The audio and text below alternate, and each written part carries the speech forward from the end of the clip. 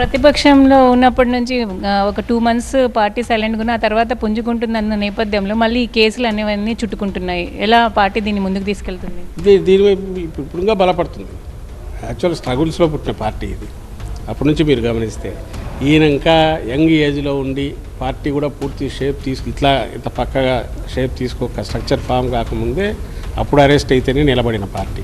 కాబట్టి ఇప్పుడు దీన్ని ఎవరు కదిలించగలరు? ఆయన భ్రమ, చంద్రబాబు నాయుడు భ్రమ, లీడర్లను అరెస్ట్ చేస్తాను, ఆయన్ను హెరాస్ చేస్తాను, తప్పుడు కేసులతో హెరాస్ చేస్తే అంటే ఈ క్వశ్చన్ చేసే దీనికి సంబంధించి వెనకడుగు వేస్తారని ఆయన ఆశ ఉండొచ్చు. కానీ వీటికి భయపడడం అట్టుంచండి, వెనకడుగు కూడా వేయట్లేదు అనేది మీకు జరుగుతున్న కార్యక్రమాలు బట్టే చూస్తుంది.